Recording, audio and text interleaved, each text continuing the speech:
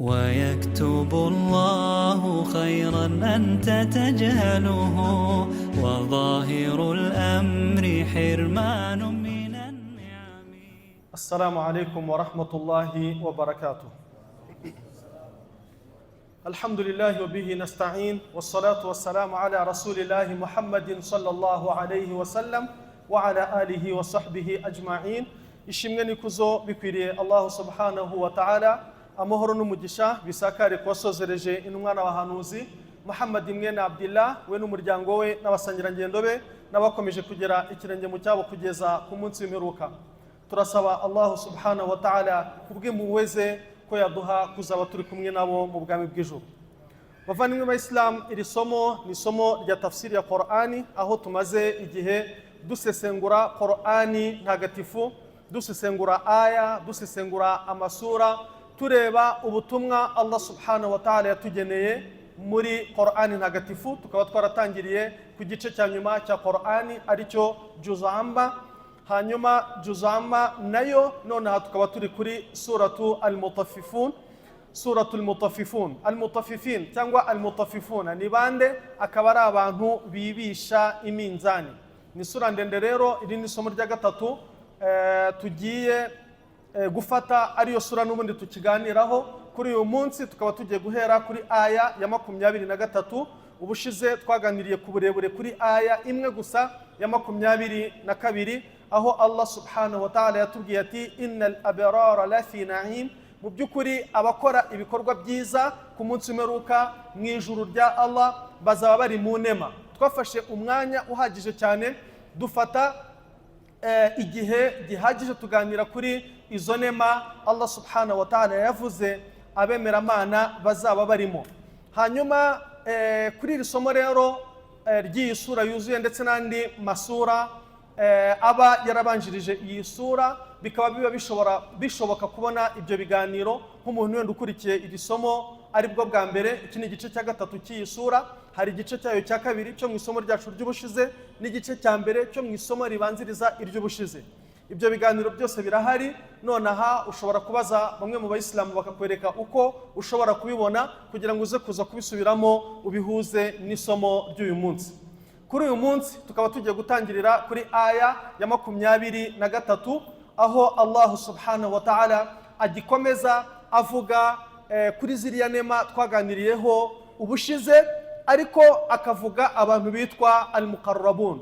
Ngira ngo abari babonye incamake y'isomo ry'uyu munsi, abari bashoboye kuribona ku rubuga duhuriraho, bari babonye ko turi buganire ku burebure ku bantu aribo al-muqarrabun ndetse na ashabu al-yamin. Abo bantu ni bande? Ese abo bantu batandukaniye he? Ese ibikorwa byabo bimeze bite mu ncamake? Allah subhanahu wa ta'ala muri aya twaganiriyeho ubushize ku burebure aratubwira ati innal abrara, mu by'ukuri abakoze ibikorwa byiza, lafi na'im, ku munsi w'imperuka mu ijuru rya Allah subhanahu wa ta'ala bazaba bari mu nema. Izo nema, iryo jambo rigufi gutyo abari mu isomo ry'ubushize barisobanura nonaha ku burebure, kuko izo nema nizo twaganiriyeho mu gihe cyose twamaze turimo kwigisha. Ala al-araiki yanzurun, kuri aya ya 23 Allah subhanahu wa ta'ala akatubwira ati ala al-araiki yanzurun, abemeramana ku munsi w'imperuka bamaze kugera mu ijuru bazaba bicaye ala as-surur, ku ntebe zabigenewe, tahta al-hijal, zifite amadizayini hejuru yazo, zifite uburyo zitwikiriwemo hejuru yazo. Hanyuma yanzurun, bicaye barimo bareba, bahanze amaso. Hano twabonye ko iri jambo bareba ririmo tafsiri ebyiri, rifite tafsiri ebyiri, ibisobanuro bibiri. Igisobanuro cya mbere, yanzurun, abemeramana bazaba bareba. Bareba iki? Yanzuruna fi mulkihim, bazaba bareba mu byo Allah yabahaye, mu bwami Allah azaba yarabahaye mu ijuru. Wama a'tahumullahu min al-khayr, bazaba barimo kureba inema bahawe na Allah subhanahu wa ta'ala mu byiza bitandukanye bigize ijuru. Wal fadli, ni fadhila zo mu ijuru, alladhi, bifite igisingizo gitandukanye n'ubuzima bwa hano ku isi. Icya mbere, la yanqadi, inema zo mu ijuru, ibyiza byo mu ijuru ntibirangira, mu gihe ibyiza dufite hano ku isi byo birangira. Allah subhanahu wa ta'ala muri Qur'an aratubwira ati kullu man alayha fan, ibyo ku isi byose birashira, ibyo ku isi byose birarangira, ariko ibyo mu ijuru, inema zo mu ijuru, khayratul janna, ikheri z'ijuru, la yanqadi, ntizishira, wala yabid, nta n'iherezo zifite. Iyo ni tafsiri ya mbere. Tafsiri ya kabiri, ala al-araiki yanzurun, abemeramana mu ijuru bazaba bicaye ku ntebe zitwikiriye hejuru, bareba iki? Ila Allahi azza wa jal, bareba Allahu nyagasani subhanahu wa ta'ala. Bavandimwe b'Islamu, mu bihembo bikomeye abantu bazahabwa mu ijuru harimo kureba Allah subhanahu wa ta'ala. Kureba Allah ushobora kwibaza uti cyaba ari igihembo gute, ariko ndagira ngo nkubwire ko Allah yakigize igihembo mu buryo kureba Allah umuntu bizajya bimushimisha, akabikunda, akumva arabikeneye, akumva aracyashaka gukomeza kumureba. Turaza kubona n'abantu bazajya bareba nyagasani Allah subhanahu wa ta'ala inshuro ebyiri ku munsi, mu gitondo bakamubona igihe runaka Allah ashaka, ndetse na nimugoroba, n'abandi bazajya bamureba bitari buri munsi nyuma y'igihe runaka. Bivuze ngo tafsiri ya kabiri y'iri jambo ala al-araik yanzurun, abemeramana bazaba bicaye ku ntebe bareba. Tafsiri ya mbere ni ukureba ibyo bahawe na Allah, tafsiri ya kabiri ni ukureba nyagasani Allah subhanahu wa ta'ala. Ibi byombi ni sahihi. Kureba Allah subhanahu wa ta'ala biri mu mwanya w'ikinyuranyo cy'abahakanyi, kuko ku bahakanyi Allah subhanahu wa ta'ala yaravuze ati kalla wa innahum an rabbihim yawma idhin lamahjubun, bazahishwa nyagasani Allah subhanahu wa ta'ala, ntibazigera berekwa Allah subhanahu wa ta'ala, cyangwa se ntibazareba Allah subhanahu wa ta'ala, cyangwa igihe abandi bazaba barimo kureba Allah bo bazahishwa Allah subhanahu wa ta'ala. Munibuke ijambo ryavuzwe n'umwe mu basesengura Qur'an asobanura iri jambo la mahjubun, yatubwiye mu isomo ribanziriza iry'ubushize ko Allah subhanahu wa ta'ala azakuraho ipaziya ituma abantu batamubona ku munsi w'imperuka mbere yo guca imanza, kugira ngo abantu noneho bamenye ngo ni iki kirimo kujya imbere. Hano mu isi tubwirwa Allah ntawari wamubona, ntawari wamubona n'amaso. Ku munsi w'imperuka abantu bazaba bazutse bavuga bati tuzuwe na Allah, bazaba bataramubona. Mbere yuko Allah aca imanza azabanza yiyereke noneho ibiremwa bye byose. Iki ni igihe noneho cyo kureba Allah, ibiremwa byose bimubone, bose bavuge bati iyi niyo y'Imana. Bemeramana bavuge bati uyu niwe Allah twemeye, n'abandi bahakanye bavuge bati uriya ni Allah tutigeze tumenya, tutigeze twemera, tutigeze dukurikira mu buzima bwa hano ku isi. Muri tafsiri barakubwira ngo Allah subhanahu wa ta'ala azakuraho ipaziya izatuma ibiremwa byose bimubona, abemeramana bamubone, n'abahakanyi bamubone, ariko ku ruhande rw'abatemera Imana bakimukubita amaso hahite hajyaho ipaziya, ku buryo batari bwongere kumureba ukundi, agume gusa arebwa n'abemeramana. Wujuhun, kuri uwo munsi uburanga bw'abantu Qur'an iratubwira iti wujuhun yawma idhin nadira, kuri uwo munsi uburanga bw'abemeramana buzaba burimo kurabagirana, ila rabbiha nazira, burimo kureba nyagasani Allah subhanahu wa ta'ala. Iyi ni dalil yo kureba Imana ku munsi w'imperuka, binyuranije na bamwe mu bantu batemera ko Allah abantu bazamubona ku munsi w'imperuka. Allah kumubona mu buzima bwo ku isi ntibishoboka, la tudrikuhu al-absar, amaso y'abantu hano ku isi ntashobora kumubona, ariko ku munsi w'imperuka abantu bazazuka bafite ubushobozi bwo kureba Allah subhanahu wa ta'ala.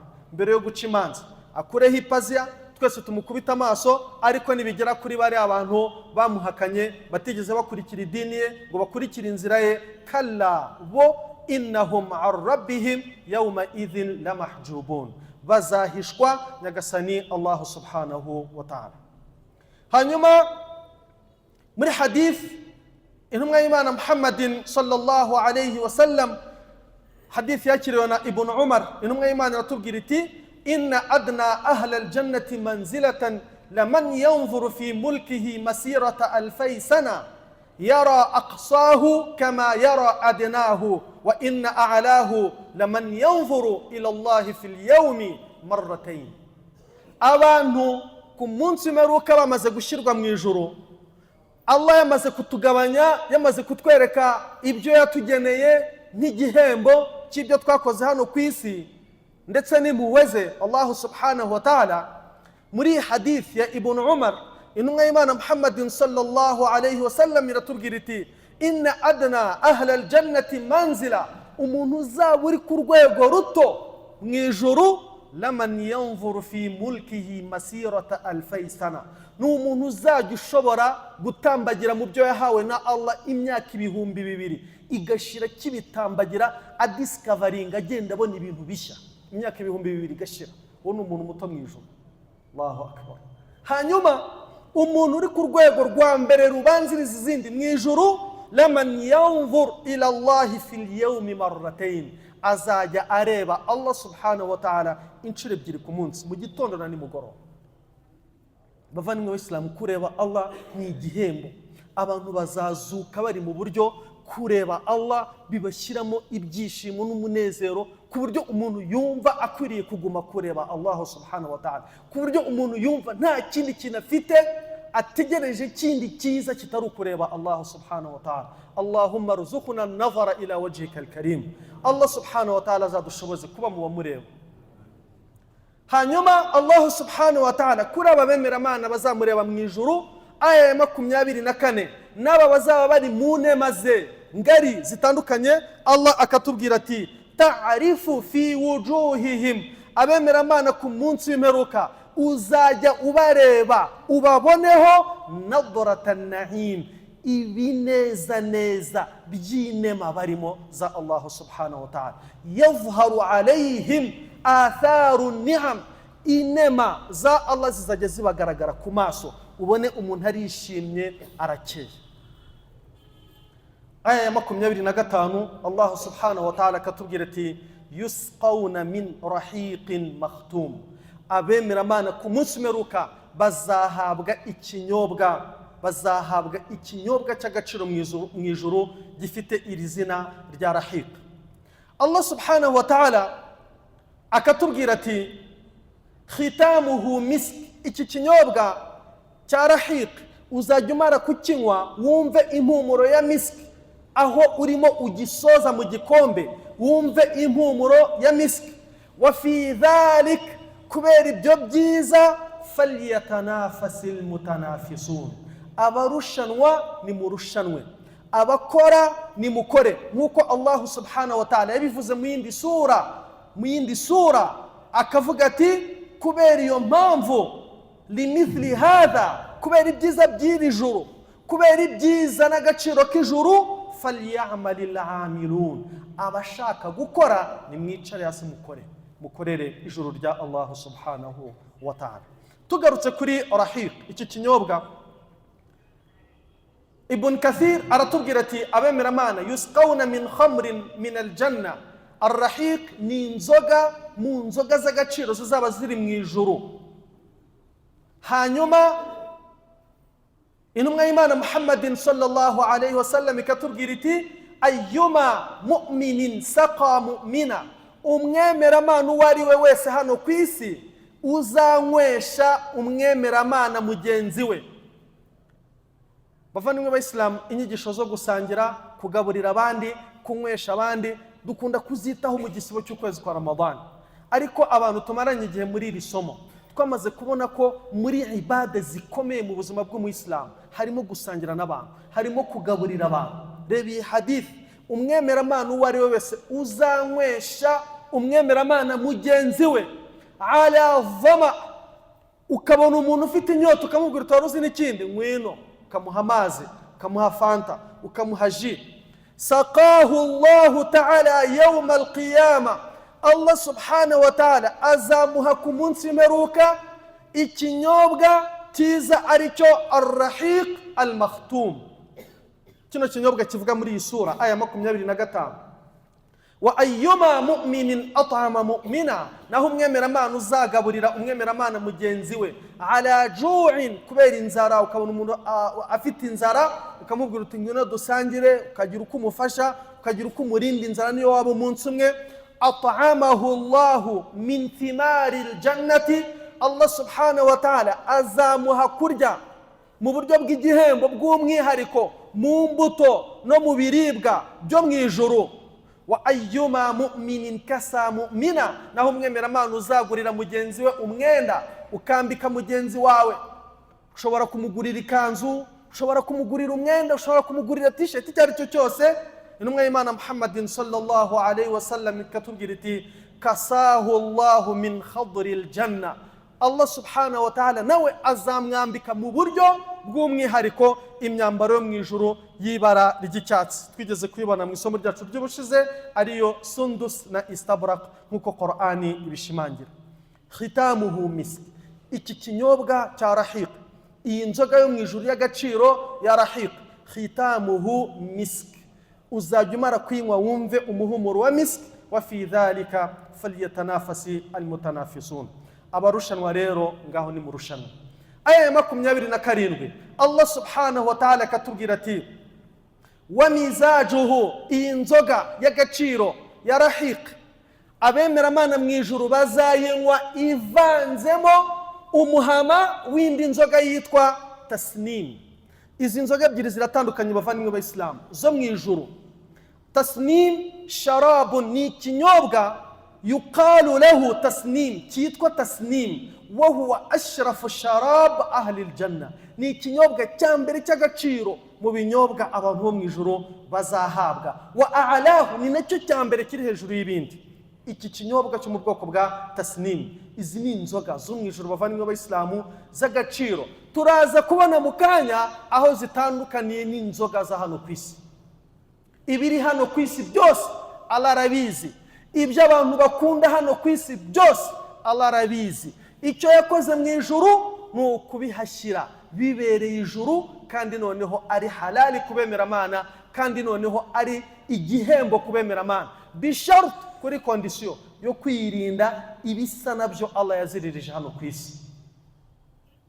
Mana muri Qur'ani yaravuze ngo innamal khamru, inzoga hano ku isi, wal maisir, n'urusimbi, wal ansab, n'imikino y'amahirwe, wal azlam, n'ibintu kera bakoreshaga byari bimeze nko kuraguza umutwe, rijisum min amali shaytan, hano ku isi ni ibintu bifitwe na shitani mu maboko ye. Umwemeramana ntakwiye kubikora. Hano ku isi shitani niyo ibifite, niyo ibikontorora, niyo ibikoresha, biri mu maboko yayo kugira ngo biyifashe akazi kayo. Fajtanibuhu, nk'abemeramana ni mubigendere kure, la'allakum tuflihun, kugira ngo muzatsinde. Niryo banga ryo kuba Allah yarabizirije hano ku isi, ariko mu ijuru biriyo halali kubemeramana. Allahu akbar. Allah subhanahu wa ta'ala akatubwira ati ar-rahiq al-makhtum, ikinyobwa cyo mu ijuru cya rahiq, wa mizajuhu min tasnim, abemeramana bazakinywa kivanzemo tasnim. Tasnim rero ni iyihe bavandimwe b'Islam? Aynan, muri aya 28 Allah subhanahu wa ta'ala akatubwira ati tasnim aynan, ni isoko, ni ikinyobwa yashrabu biha almuqarrabun, cyo kizanywebwa n'abazaba bari hafi, n'abazaba bari hafi ya nyagasani Allah subhanahu wa ta'ala. Almuqarrabun, aba ni bantu ki bavandimwe b'Islam? Bo bazanywa tasnim y'umwimerere, banywe tasnim itavangiye, bayinywe ari umuhama. Ariko noneho ku bantu Allah yatubwiraga mu kanya, tasnim bazajya bafata gake bamuvangire mu kinyobwa cyitwa ar-rahiq, aricyo abo bantu banywa. Aba barimo kunywa tasnim aribo igenewe ni bande? Abarimo kunywa rahiq ivanzemo tasnim kugira ngo irusheho kuryoha ni bande? Bavandimwe b'Islam, iyi ni aya 28. Yashrabu biha almuqarrabun sarfan, abemeramana bazaba barimo kategori bavandimwe b'Islam, abantu mu ijuru rya Allah subhanahu wa ta'ala bazaba barimo kategori ebyiri. Kategori ya mbere ni iyi y'abantu bitwa almuqarrabun. Almuqarrabun ni uruhererekane rw'amajuru runaka. Allah subhanahu wa ta'ala yavuze ati aha hazajya abantu bagize mu buzima bwabo ibikorwa ibi n'ibi by'indashyikirwa. Umugeni ku gihe cy'intumwa y'Imana Muhammadin sallallahu alayhi wa sallam, umusore wari warongoye nijoro yari yashatse muri iryo joro, baramubwira bati wari uzi n'ikindi, hari urugamba rwo kujya kurengera idini, ariko wowe kubera ko uri umugeni ushatse waguma mu rugo. Aravuga ati reka sinshobora kuguma mu rugo abandi batabaye, kubera la ilaha illallah Muhammadu Rasulullah. Umugeni warayaro ashatse nijoro aragenda agwa ku rugamba. We baratora adhana yo kujya gusari hano, baratora adhana yo kujya gusari, ukarwana n'umutima. Umuntu wasize umugeni mu nzu yarangiza akagenda akagwa ku rugamba rwo kurengera la ilaha illallah Muhammadu Rasulullah, uyu muntu ku munsi w'imperuka uzaba uri kumwe nawe muri kategori imwe. Niko bitekereza? Ntabwo ari byo, ntibizashoboka. Turaje tubirebe. Allah subhanahu wa ta'ala akatubwira ati aynan tasnim, ni ikinyobwa cy'umwimerere, abazakinywa kitavangiwe n'ikintu icyo ari cyo cyose ni abantu bazaba bari hafi ya Allah, bari muri kategori yitwa al-muqarrabun, abantu b'indashyikirwa, bazaba bari hafi ya Nyagasani Allah subhanahu wa ta'ala, bazaba bari muri hejuru fi jannati adnin, mu ijuru rya Eden. Hanyuma iki kinyobwa cya tasnim tumzaju li ashabil yamin, kizahabwa abandi bantu bazaba bari muri kategori ya kabiri yo mu ijuru, izaba ihuriweho n'umubare w'amajuru runaka. Abo bantu bakaba bari muri kategori ya kabiri, bazahabwa iki kinyobwa cya tasnim kivanze mu kinyobwa kizaba kigenewe abantu bo muri iryo juru cya rahiq. Ibn Mas'ud niko yasobanuye izi aya, na Ibn Abbas na Masruq na Qatada n'abandi. Bavandimwe b'Islam, kugira ngo tumenye izi kategori tunazisobanukirwe neza, bidusaba kugaruka muri suratul Waqi'a. Izi nizo aya tugiye kuganiraho ku burebure, ariko murabizi ko umurongo wacu wo gusesengura Qur'ani tugamije kuyumva, ntabwo tugamije kuyiteza urujijo rurenze. Ni nayo mpamvu dusubira inyuma kugira ngo duhuze isomo rishya n'ibyo tuba tugiye kuganiraho, hatagira umuntu ugira urujijo ku magambo ya Nyagasani subhanahu wa ta'ala, kandi ari amagambo azira urujijo. La raiba fihi, nta rujijo rukwiriye kuba kuri Qur'ani, nta gushidikanya, nta kwibeshya, nta kumva nabi bikwiriye kuba kuri Qur'ani. Ariko urabona iyo urimo gusoma Qur'ani uyisoma bisanzwe, ugasoma nk'iyi suratu al-Mutaffifun, ukabona mukanya ngo hari abantu Allah azaha rahiq ivanzemo tasnim igenewe abantu b'indashyikirwa, urabona ntabwo ushobora kubyumva. Ni nayo mpamvu y'iri somo twicara kugira ngo dufate uyu mwanya dusesengure Qur'ani, ntihagire umuntu ugira urujijo ku butumwa bwa Nyagasani Allah subhanahu wa ta'ala. Imana muri suratul Waqi'a ni sura yitiriwe umunsi w'imperuka. Al-Waqi'a ni izina mu mazina y'umunsi w'imperuka. Aya yayo ya 10 Allah subhanahu wa ta'ala aratubwira ati wasabiquna as-sabiqun, abitangira ibyiza aribo bambere. Mukanya natanze urugero ku mugeni, abitangira ibyiza aribo bambere. Bavandimwe b'Islam, kwa kundi ikintu kiba gihari cyiza Allah yishimira akunda, ukabona umuntu ahagurutse mu bambere, uwo nguwo ari minas-sabiqin, ari mu bantu bambere. Ariko noneho as-sabiqun, abitangira ibyiza aribo bambere ku munsi w'imperuka, n'ubundi bazaba bari imbere y'abandi, bazaba bari muri icyo cyiciro cy'indashyikirwa, nk'uko aya ya 11 Allah atubwira ati ulaika al-muqarrabun, abo nibo bari mu cyiciro cy'indashyikirwa, bari hafi ya Nyagasani Allah subhanahu wa ta'ala, muri ya kategori ya mbere izahabwa cya kinyobwa cya tasnim mu ijoro rya Eden. Fi jannatin na'im, mu ijoro rifite inema. Izo nema twaziganiriyeho ubushize, na Allah agiye kuzisubiramo hano, ariko aganira ku nema noneho zigenewe bande, bari abantu bo mu cyiciro cya mbere aribo al-muqarrabun, ba bantu bari hafi ya Nyagasani Allah subhanahu wa ta'ala. Imana ikatubwira iti wasabiqun, ba bandi bafata umwanya wa mbere mu kwitangira ibikorwa byiza, ba bandi baba bari imbere y'abandi. Ubushize natanze urugero kuri Abu Bakr Siddiq radiyallahu anhu, yitwaga as-sadiqul amin, yitwaga Abubakar yitwaga As-Siddiq. Impamvu yitwaga As-Siddiq ni ukubera ko yemezaga ko icyo intumwa y'Imana Muhammadin sallallahu alayhi wasallam ivuze cyose ari ukuri kandi yagihishuriwe. Abubakar As-Siddiq radiyallahu anhu, As-Siddiq niko yitwaga. Urugendo rwa Isra na Mi'raj muraruzi, twigeze kuruganiraho muri iri somo, ariko insha Allah hari n'igihe tuzaruganiraho mu masomo ari imbere. Hari ubwo tuzabona aya zizarugarukaho cyangwa se zizavuga bimwe mu bifitanye isano narwo, turuganireho ku burebure. Urugendo rwa Al-Isra wal Mi'raj,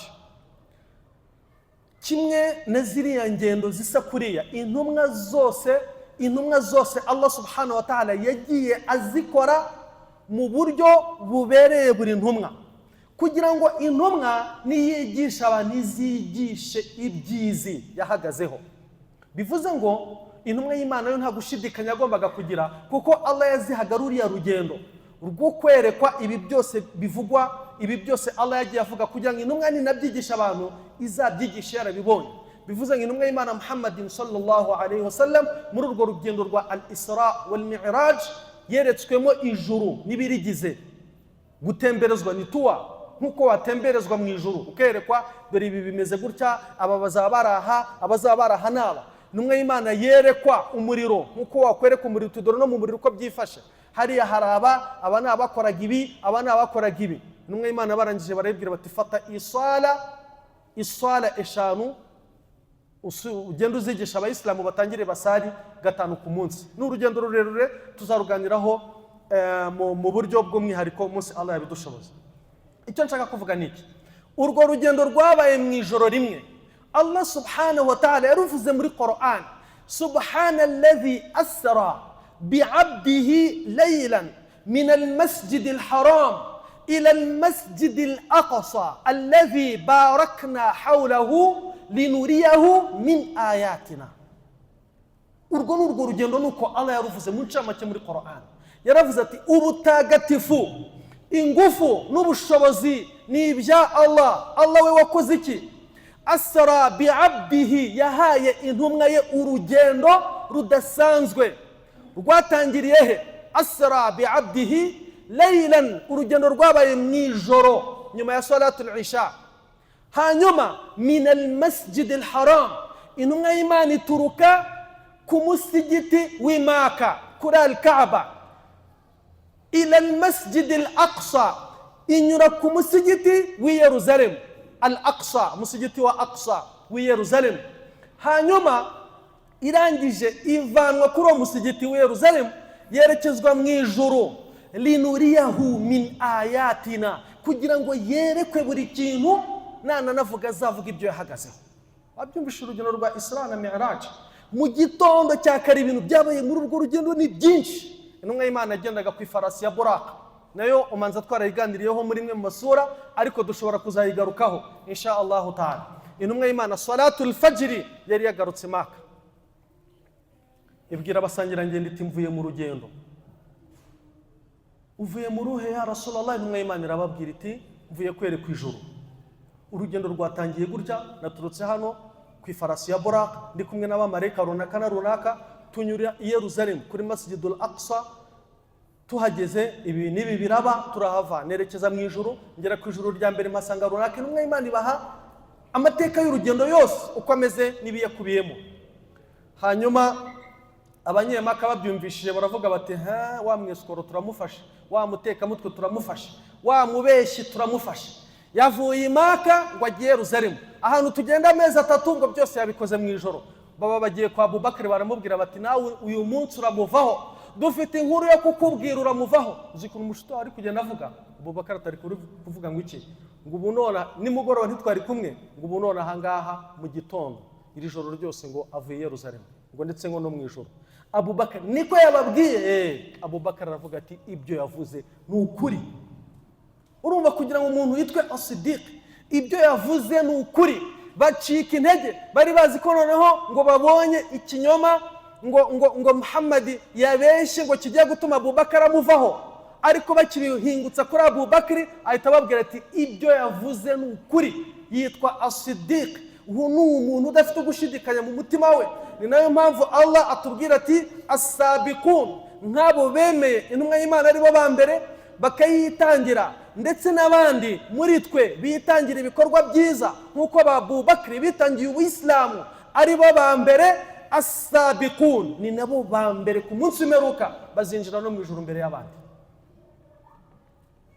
Bagende Allah subhanahu wa ta'ala baha ikinyobwa cya tasnim fi jannatin na'im, mu ijuru rifite inema. Aba bantu al-muqarrabun, ulaika al-muqarrabun, abo bantu bitangira ibyiza bagakora ibyiza bari mu ba mbere, ulaika al-muqarrabun nibo bazaba bari mu ijuru bugufi hafi ya nyagasani Allah subhanahu wa ta'ala mu cyiciro cya mbere, fi jannatin na'im, mu ijuru rifite inema. Allah subhanahu wa ta'ala akatubwira ati thullatu min al-awwalin, benshi muri aba bantu, ukurikira wumve, benshi itsinda rinini ry'aba bantu, min al-awwalin, riri mu batubanjirije, bavanywe b'Islam, riri mu batubanjirije. Itsinda rinini ry'aba bantu bo mu cyiciro cya mbere cyo mu ijuru bazanyweshwa tasnim, riri itsinda rinini riri mu batubanjirije. Wa qalilun, akaba ari bake cyane, umubare muri bo ni bake cyane, min al-akhirin, mu bantu bo mu gihe cya nyuma, ari bo twebwe n'abandi kuzamura. None se umuntu ufite ikibazo cyo gusara, umuntu ufite ikibazo cyo gusara, umuntu ufite ikibazo cyo kugimaka, umuntu ufite ikibazo cyo guhica, wowe urashaka kugira ngo uzaba uri kumwe na Abu Bakr mu ijuru, uzaba uri kumwe na Uthman ibn Affan mu ijuru, ufite ikibazo cyo kugimaka, Allah subhanahu wa ta'ala yaguhaye ubushobozi, wigira ko atakureba, urabanza ujya mu bintu byawe, ugura ikibanza cya mbere Allah arakureba, ugura ikibanza cya kabiri Allah arakureba, ugura ikibanza cya gatatu Allah arakureba, ugezemo hagati ugura ravafo Allah arakureba, urangije ukavuga uti nta bushobozi wari wagira bwo kugimaka. Ikibanza cya mbere uracyubatse, ikibanza cya kabiri uracyubatse, Allah arakureba. Fasha umwana umujyanye mu ishuri ry'ibihumbi 500, Allah arakureba. Bakubwira bati waje ukagimaka, ukavuga uti nta bushobozi nari nagira bwo kugimaka, Allah arakureba. Wowe urashaka kugira ngo ugende wicarane na Uthman ibn Affan mu ijuru, muzahurira he? Uthman ibn Affan radiyallahu anhu kubagiye Maka bazi iriba ryitirirwa Uthman, bi'iru Uthman ibn Affan, iriba rya Uthman ibn Affan, kugira ngo umuntu yitirirwe iriba yakoze iki? Abantu ku gihe cy'intumwa y'Imana Muhammadin sallallahu alayhi wasallam bafashe iriba baravuga bati iriba nta musiramu uzarinywaho. Wibaze nawe urebe ahantu hameze kuriya mu butayu, hatari igiti, hatari iki, iriba rihari, abantu bararifata baravuga bati abakurikiye Muhammad ntibazarinywaho. Wajya kuvoma amazi y'iryo riba bakakwirukana bati wowe turabizi wakurikiye Muhammad, iri riba nta ryo ribumweho, genda. Uthman ibn Affan radiyallahu anhu yohereza umuntu, abameze kuriya nibanatana no gukunda isi, abo batazi Imana, isi barayifata bakayishyira imbere, bakayirwanira, bakayiharanira. Uthman aravuga ati nta kibazo, ndaje nkikemure. Yohereza umuntu arababwira ati ariko mfite umukire ushaka kugura rino riba, mushatse mwamubwira akabaha amafaranga yose mushaka. Baraperereza basanga ni Uthman. Iriba ryari rifite nk'agaciro k'ibihumbi 20 by'idolari, bahita bavuga ngo ni nk'ibihumbi 70 by'idolari kuva ruriya musiramu ugiye kurigura. Uthman ibn Affan ibyo yari afite byose abyikuraho iriba ararigura, kubera abayisilamu, kubera la ilaha illa Allah, hatazagira umuyisilamu ubura amazi, hatazagira umuyisilamu wongera kwimwa amazi kubera iriba.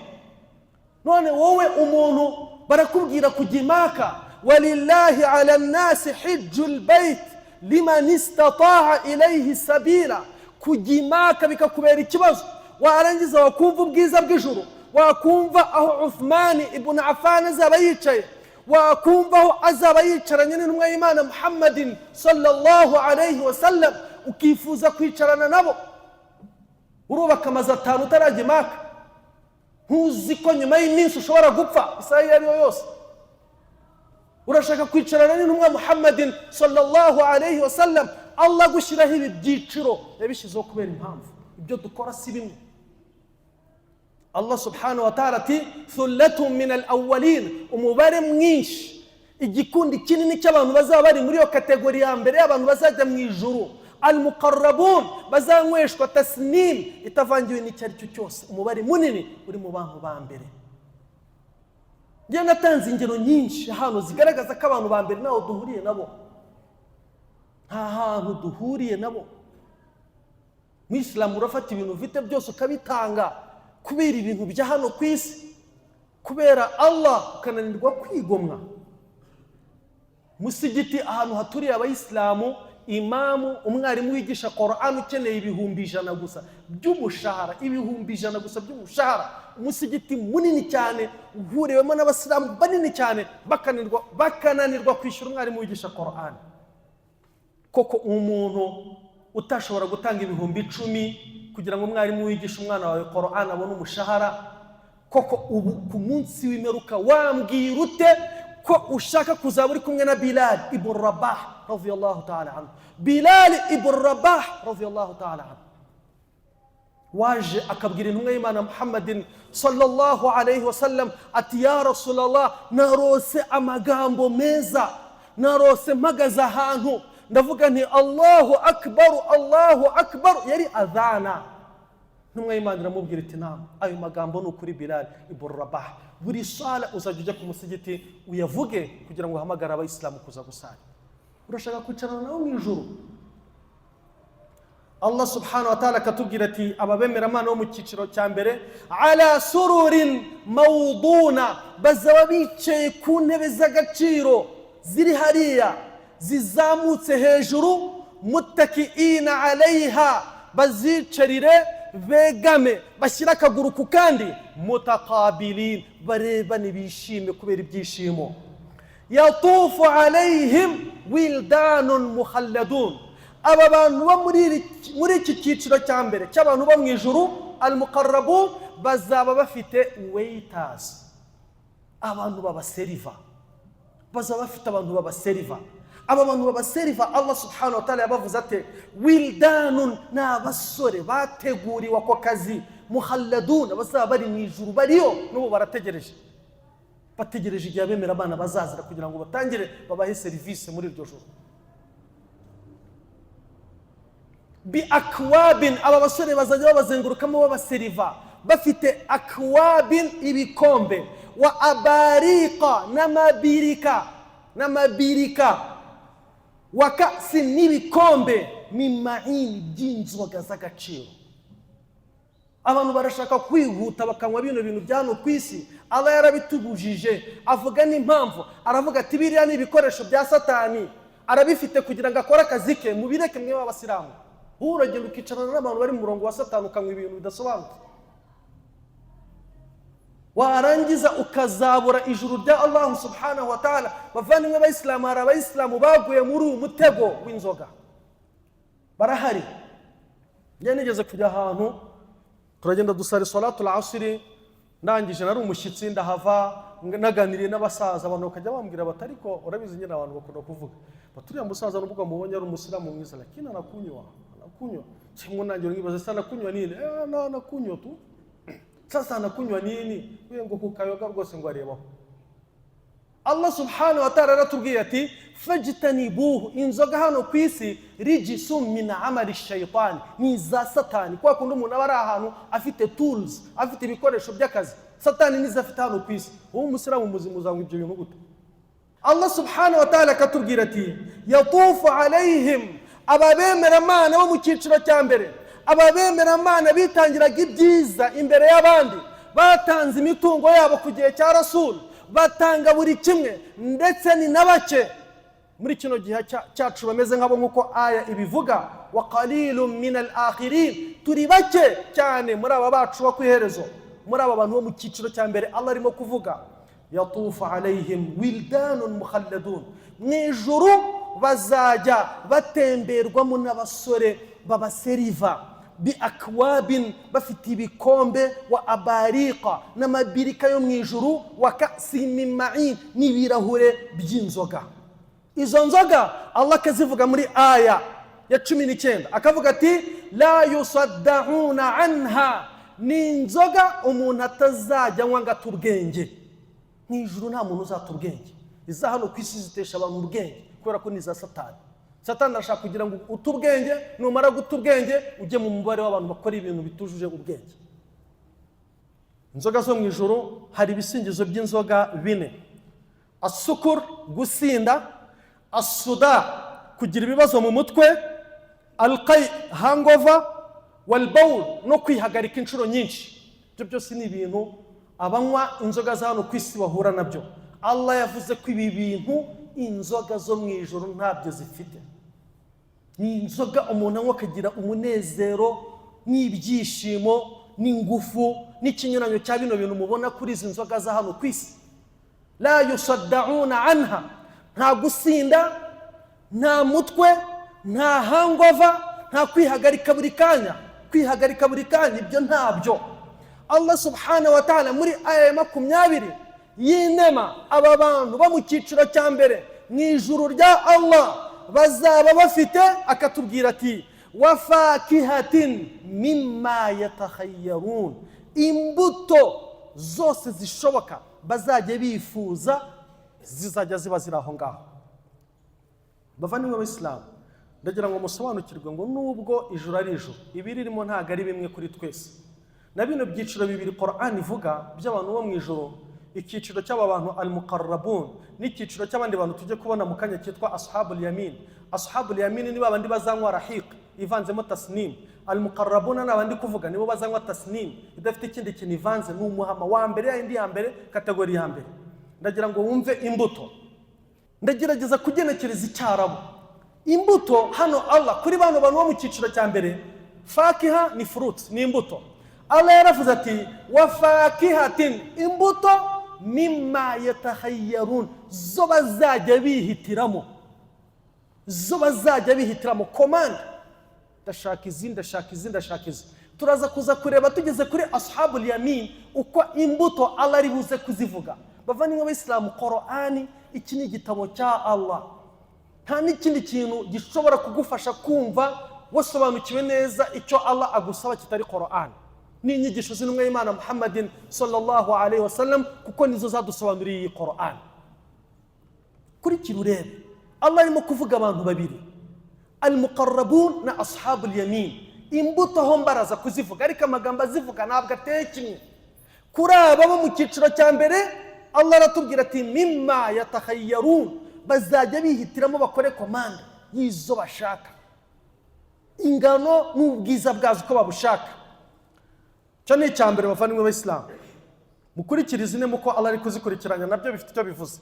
Mukanya Allah atubwiye abasore barimo kubazengurukamo babaha ikinyobwa, ibinyobwa bifashishije ibikombe, amabirika n'ibirahure. Noneho Allah atubwiye imbuto. Cyo ni icya kabiri bazakurikizaho, imbuto.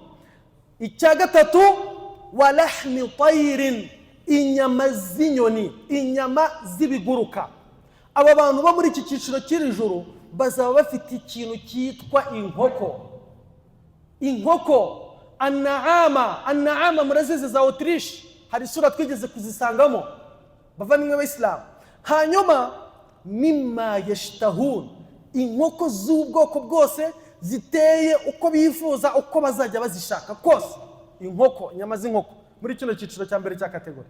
Hanyuma aya 22 Allah subhanahu wa ta'ala akatubwira ati wahurun 'ain, abagore bo mu ijuru baragarutse, bazaba bafite bameze bate? Ka amthali lu'lu'il maknun, bafite ubwiza bumeze nka diyama zibengerana. Fi safa'i bayadihin, ubwiza no kubengerana kw'aba bagore, wa husnihin, n'ubwiza bwabo ka lu'lu, bazaba bameze nka diyama.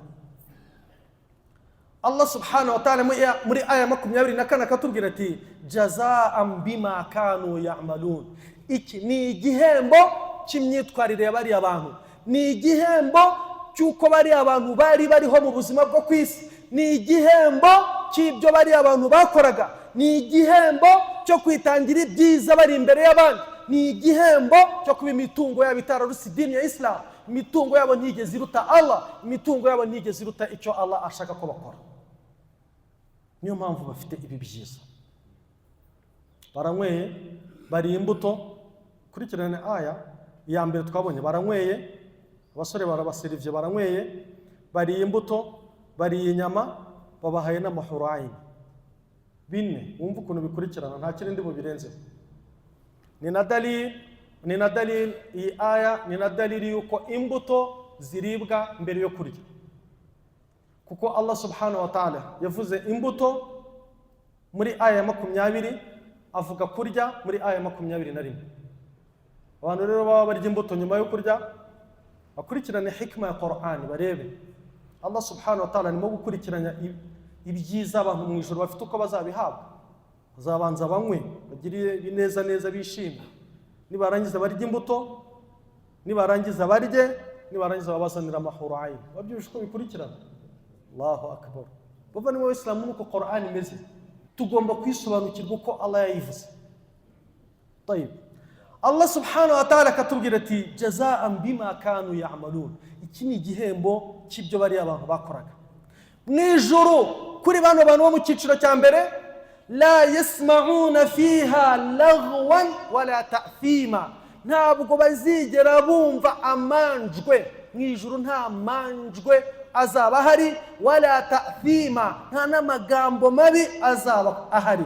La yasma'una fil jannati batilan, ikintu cyitwa batil kibi mwijuru nta muntu uzakihumva n'amatwi ye, wala ma yata'athamuna bisima'i, cyangwa ikintu umuntu atakwifuza kumva ngo ucyumve. Hakwa kundi hano kwisi umuntu aza akagucyurira, ukaba urimo nko kwirira wifite nk'agakoko, urimo wirira wifite nk'akaguru k'inkoko n'ubugaruka mu muntu ngo amakoko bana ngo amakoko barya amanyama ngo sinzi n'ibiki, byo mwijuru nta bihari.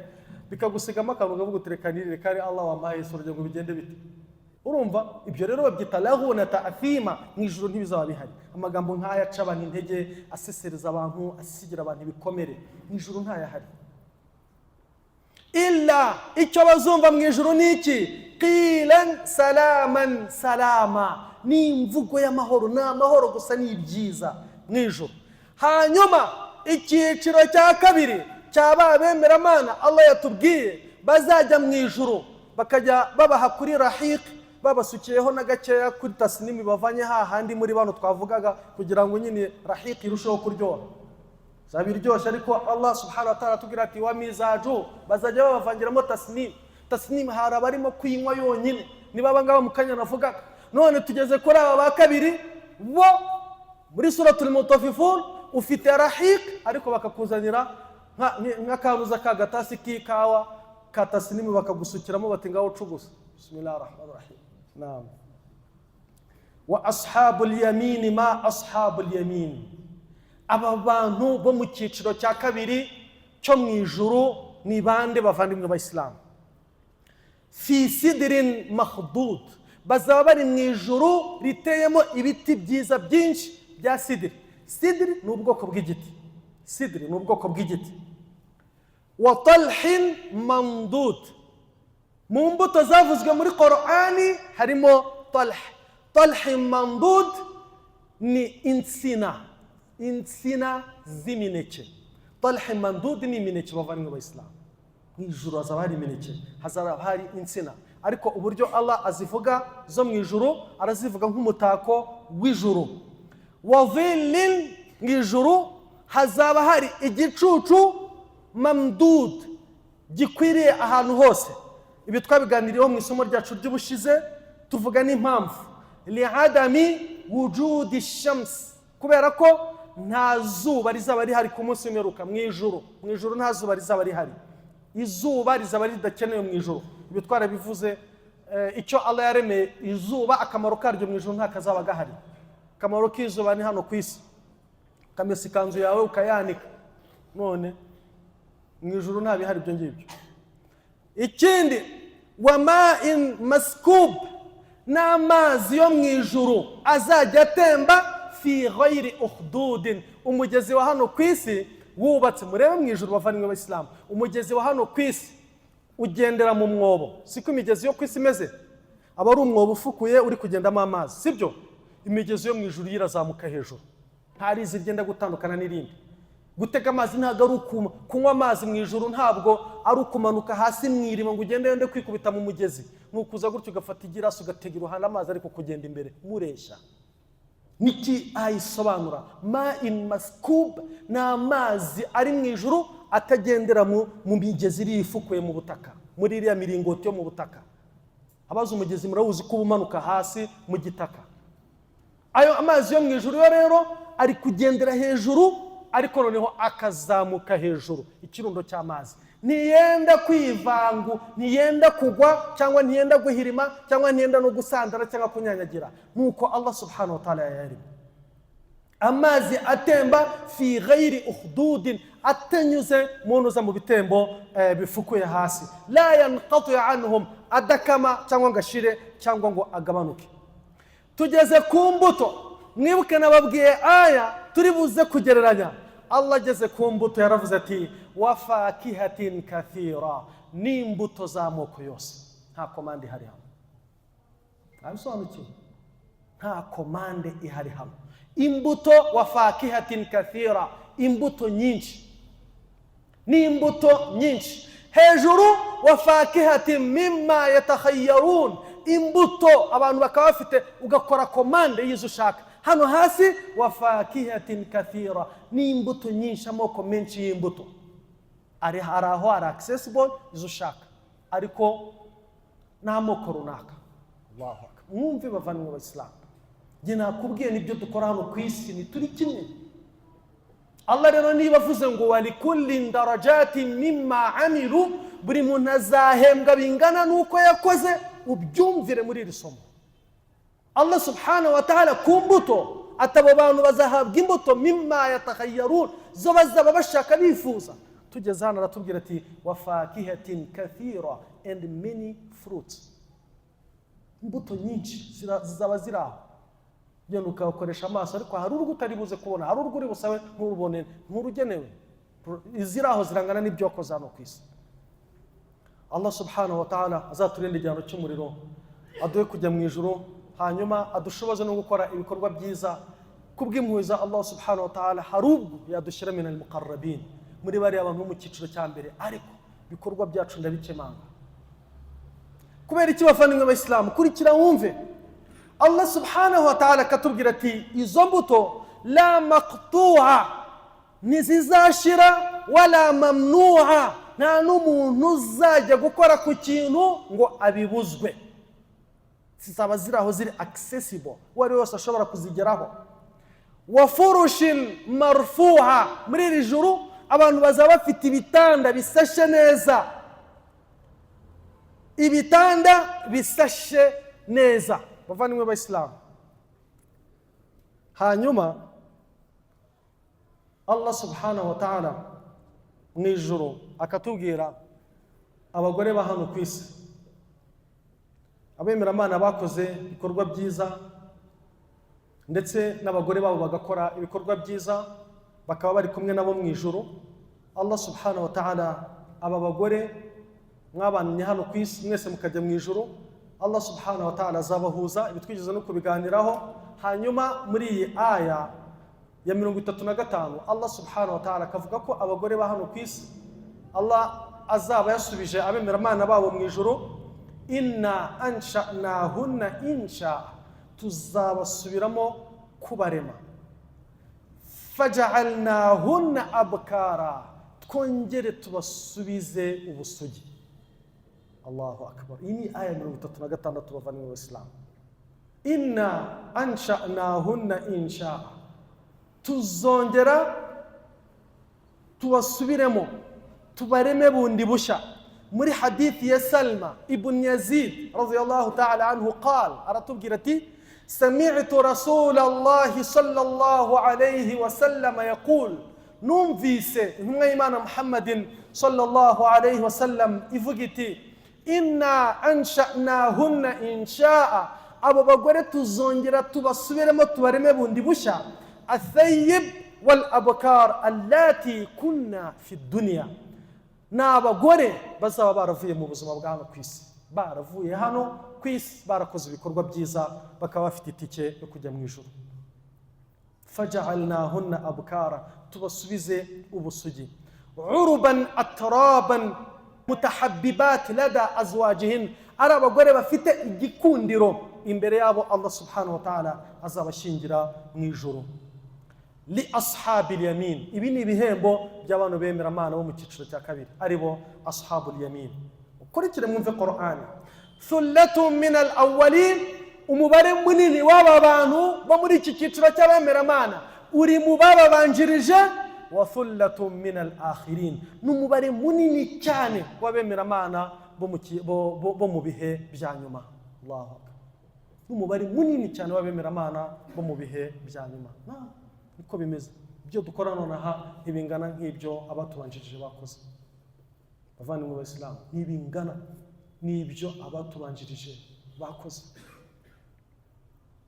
Yusha ibn Nun alayhi salam ari kumwe n'abemera Imana barimo barwana. Allah subhanahu wa ta'ala niko yari abategetse, bararwana.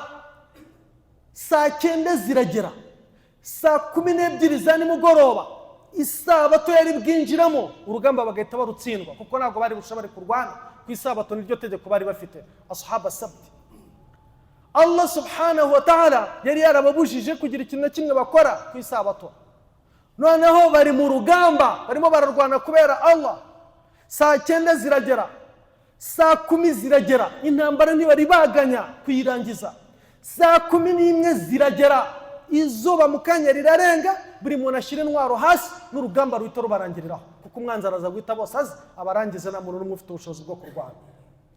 Azamura ibiganza abwira izuba, kuko kwa gatandatu ntibishobora kugera izuba ritararenga, aravuga ati izuba ayatuha shams innaki ma'mura, ndabizi ko utegekwa na Allah kuva iburasirazuba ujya iburengerazuba. Wa ana ma'mur, nanjye uyu munsi nategetswe na Allah gutsinda iyi ntambara. Stand still, hagararira ahuri, hagararira ahuri. Izuba rirahagarara, ntiryongeye kugenda nyuma y'aho ngaho kugeza abemera Imana batsinze iyo ntambara. Barayitsinda n'urugamba rurarangira, izuba rirongera rirakomeza. Wowe urashaka kugira ngo uzabe uri kumwe n'umuntu nk'uwo mu ijuru? Ni nayo mpamvu Allah subhanahu wa ta'ala tubwira ati kuri bariya bemera Imana bo mu cyiciro cya mbere, thullatun min al-awwalin, umubare munini wabo uri mu bantu ba kera, wa qalilun min al-akhirin, ariko abemera Imana bo mu bihe bya nyuma umubare uzafatwa muri abo bantu ni bake. Twagera hano kubasanzwe kumweza Allah subhanahu wa ta'ala akavuga ati benshi mu babayeho kera bari muri kino cyiciro, na benshi mu bemera Imana bo mu bihe bya nyuma, benshi babo mu by'ukuri nabo bari muri kino cyiciro. Nizo mbaraga dufite, nibwo bushobozi dufite. Je natanze urugero ku iswala, ntanga urugero kuri hija. Ukaba ufite umuntu akaba ashobora kubaka amazu 5, 6, 7, 8, 9, 10 atarajya Maka.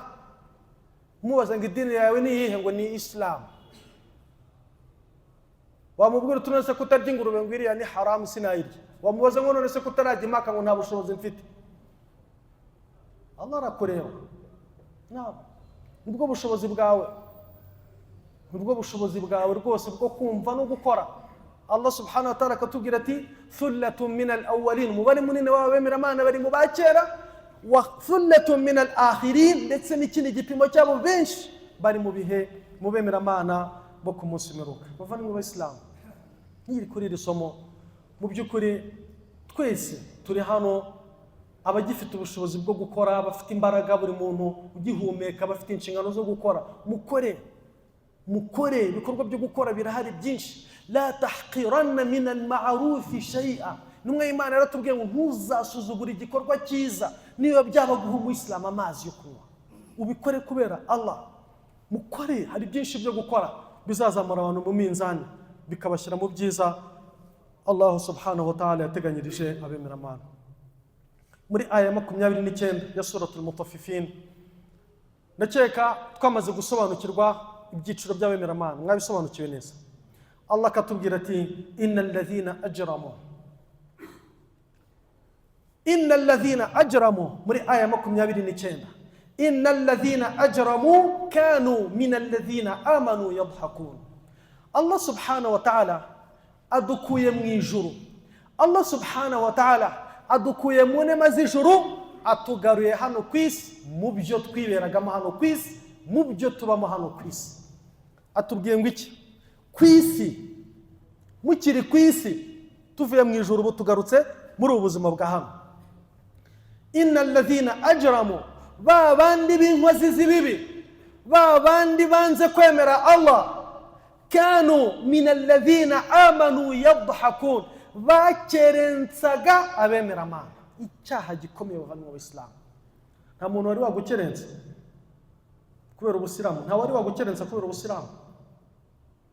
Ubu ngubu ntureba gutya Allah subhanahu wa ta'ala yaganiriye kuri Qur'ani, akaganira ku bahuraini, akaganira ku bagore. Ntabwo mujya mubyumva ibyo baba bavuga, simujya mubyumva. Biriya ni pati yo guhakana, kuko guhakana ijuru no guhakana inema z'ijuru ni ukutemera ibyihishe, sibyo? Nubuhakanye. Twe ntabwo tugomba kumera nkabo. Bo niba bakerenceje bakavuga bati mwebwe njya numva muvuga ngo muzamufite n'abagore mu ijuru. Na Qur'an iratubwira ngo innal ladhina ajramu, nibyo bakwiye gukora. Bariya kanu minal ladhina amanu yadhakun, bakerensaga abemera Imana mu buzima bwa hano ku isi,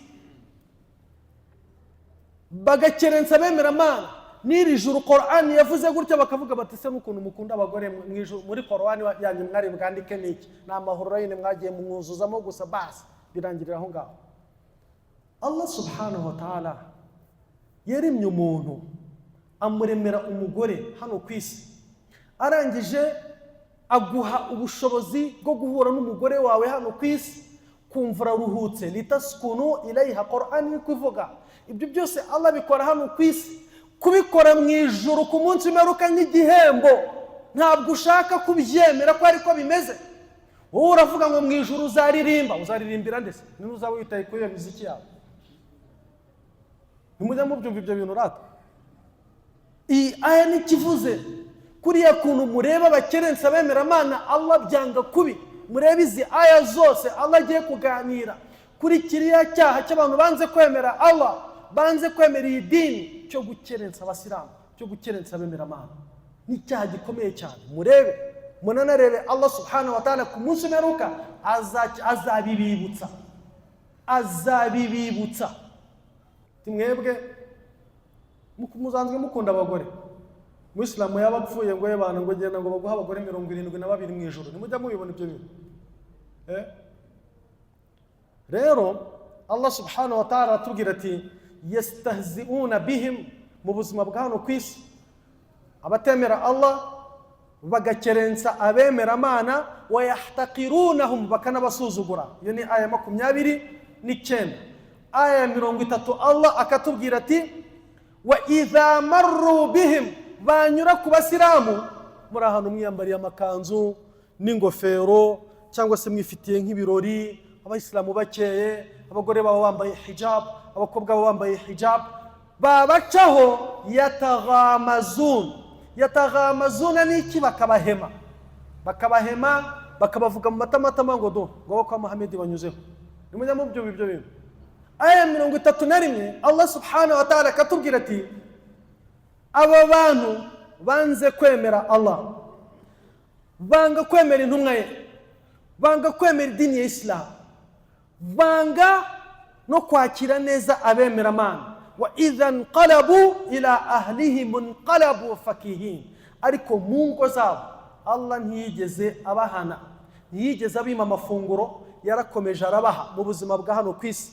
Abahinema, abaha imbuto, abaha ibiribwa, abaha n'amafaranga, barakira hano ku isi.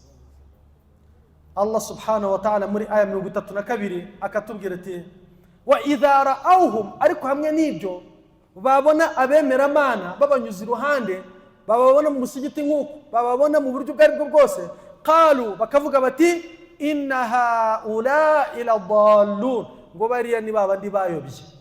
Kavuga bati shamwe abasilamu mwarayobye. Kubera iki mwarayobye? Nta kindi, mwarayobye kubera ko mwakurikiye la ilaha illa Allah Muhammadur Rasulullah. Bakavuga bati bariya barayobye.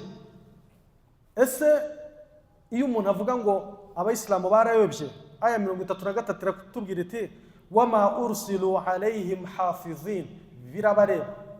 Iki ayivuze abemeramana ninde wababarindishije ku buryo mubakurikirana mukamenya ibyo bakora, ukicara ukavuga ngo abasilamu barayobye. Muzanabibona abantu barabyandika no ku mbuga nkoranyambaga ngo najya mu bintu byose usibye kuba umusilamu. Nibyo Allah arimo kutubwira muri iyi mirongo.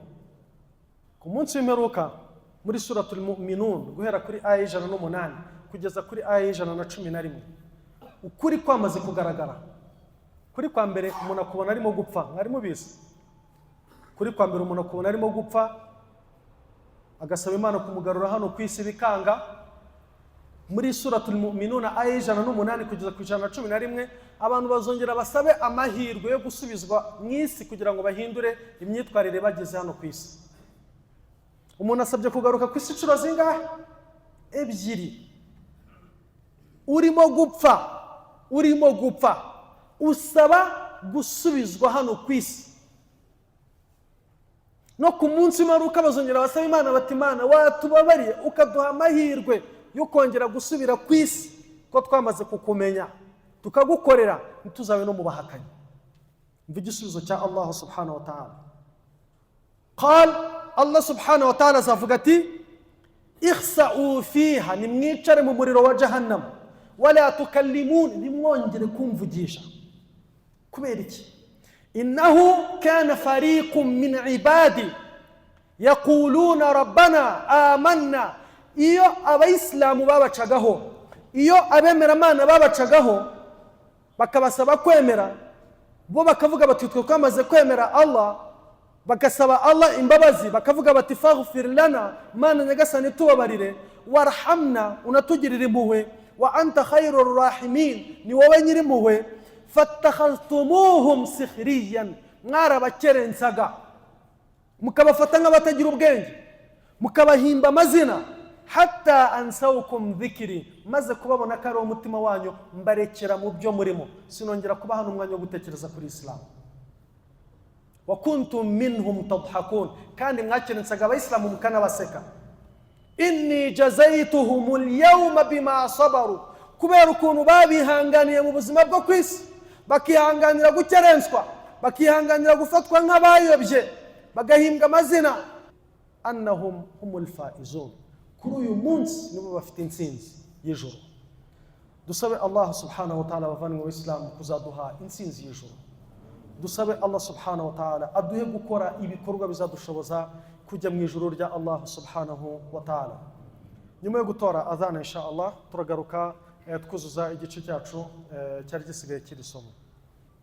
Mu kanya twaganiraga ku cyaha gikomeye Allah subhanahu wa ta'ala yavuze asoza iyi sura, aricyo cyaha cyo gukerensa abemeramana cyagiye gikorwa mu myaka yose n'abantu batemera Allah, bagafata abemeramana nk'injiji, bagafata abemeramana nk'abayobye, bagafata abemeramana nk'abantu babuze aho bahungira, babuze uko bagira, bakabafata nk'abantu bafite kapasite yo gutekereza iri hasi. Ibyo byose ni uburyo bwo gukerensa abemeramana Allah yanga kandi azahanira abantu ku munsi w'imperuka, abanje no kubibibutsa nk'uko turi kubibona muri izi aya za nyuma zisoza iyi sura.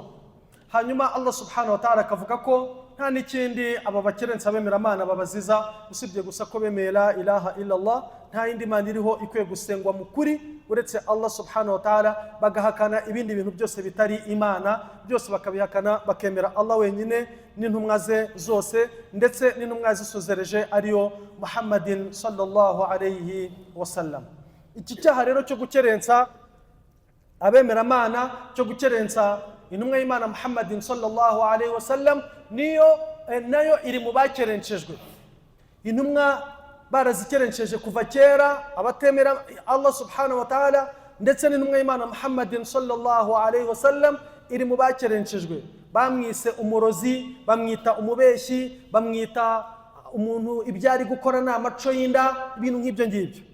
Allah subhanahu wa ta'ala muri surati al-Hijr aya 97 aravuga ati walaqad na'lamu annaka yadhiqu sadruka bima yaqulun, tuzi neza yewe Muhammad ko mu by'ukuri ubabazwa, ugira gahinda cyane n'ibyo bavuga, n'uburyo bagukerensa, n'uburyo n'uburyo bagukorera psychological abuse, bakakuvuga nabi mu buryo buguhungabanya.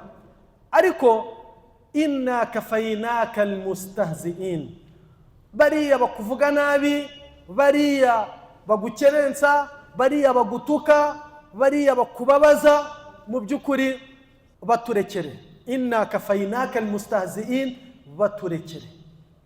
Kwiza ryari bavandimwe b'Abayisilamu, Allah subhanahu wa ta'ala iyo avuze ati baturekere, ni ukuvuga ngo arabakurikirana, ibyo bakorera byandika, kandi igihe kizagera abigarure abibibutse.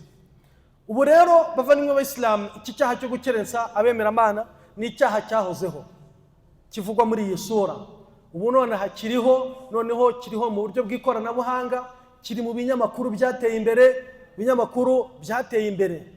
Umuntu akaba ashobora gushinga ikinyamakuru akicara akavuga ati iki gishobora wenda kuvuga nabi intumwa y'Imana Muhammad, gishobora kuvuga nabi Qur'ani, gishobora. Ibi byose ni ibyaha bigize iki cyaha Allah subhanahu wa ta'ala yanga cyo gukerensa. Ariko abemeramana barihangana, bakabyakira, bakaguma ku murongo wabo wo kumvira Allah subhanahu wa ta'ala. Kikaba kizira kubemeramana kwenderanya, kikaba kizira kumwemeramana niyo baba bagukerenceje ko nawe wakerensa, kuko Qur'ani nanabibuza. Kavuga iti muramenya hatazagira umuntu utuka ibigirwamana by'abandi, nabo bakagira umujinya bagatuka Imana yawe, kandi nibatuka Imana yawe uri ku Mana y'ukuri bazaba batutse Allah. Rero akazi kumwemeramana no kwihangana, no kwirinda gushotorana, no kwirinda kuba ushobora kuba impamvu yo mwiryane hagati y'abantu niyo umuntu yabagukerenceje mu buryo bw'imyemerere. Icyo rero nicyo Allah subhanahu wa ta'ala azaguhembera, uko kwihangana no kuba utari bube uwa mbere ushobora gushoza intambara cyangwa se ngo uhungabanye umutekano w'abandi. Natijata tahammulihim, uko kwihangana ko bemeramana no kwakira iryo kerenswa ry'abantu bashobora kugukorera kubera ko mudahuje imyemerere, nicyo Allah subhanahu wa ta'ala azaguhembera ku munsi w'imperuka. Hanyuma bariya bagukerensa ni nk'uko iriya aya bivuga ngo inna kafaynaka almustahzi'in, bariya bagukerensa baturekere. Allah subhanahu wa ta'ala yagiye aduha ingero. Dufite n'ingero mu idini ya Islam z'ukuntu intumwa y'Imana Muhammadin sallallahu alaihi wasallam n'abari kumwe nabo bagiye bakerenswa ku gihe cyayo. Bashoboraga kubona intumwa y'Imana iri kumwe n'Abayisilamu. Qur'an suratul An'am aya 53 iratubwira uko bavugaga. Barebaga intumwa y'Imana yicaranye n'Abasilamu mu musigiti sallallahu alaihi wasallam. Abayisilamu murabizi n'abantu bicarira mu buryo ntushobora kumenya umukire muri bo, ntushobora kumenya umukene muri bo. Ingofero bakazituta ugofero, bati babandi na Muhammad n'ubugofero tubanyuze mu musigiti. Noneho suratul An'am iratubwira iti, bakavuga bati aha ulai manna Allahu alaihim min bainina, koko ubu abango nibo Allah yahaye inema yo kuyoboka muri twe. Urumva uko kujya cy'intumwa y'Imana bavugaga iyo babonaga intumwa y'Imana n'Abayisilamu mu musigiti, barabarebaga ari abantu bicishirije bugufi. Abayisilamu nta bintu byinshi baba bafite. Noneho bakavuga bati koko ubaba nibo Allah ngo yaturanyije muri twe, yatoranyije mu bandi ngo abahinemo yo kuyoboka, bajyane ntabyo dukeneye. Urumva Allah arakivuga muri suratul An'am aya 53 iki kintu ko ariko bagikoraga. Reka dufate urundi rugero rwa hadith imwe ya Abdullah ibn Mas'ud radhiyallahu anhu. Aratubwira ati marra al-mala'u min Quraysh ala Rasulillah sallallahu alayhi wa sallam wa indahu Khabbab wa Suhayb wa Bilal wa Ammar. Ababangikanyamana mu Bakurayshi bo kugiye cy'intumwa y'Imana Muhammadin sallallahu alayhi wa sallam banyuze ku ntumwa y'Imana Muhammadin sallallahu alayhi wa sallam iri kumwe n'abasangirangendo bayo, uwitwaga Khabbab, uwitwaga Suhayb, uwitwaga Bilal n'uwitwaga Ammar. Bane bari kumwe n'intumwa y'Imana biganirira.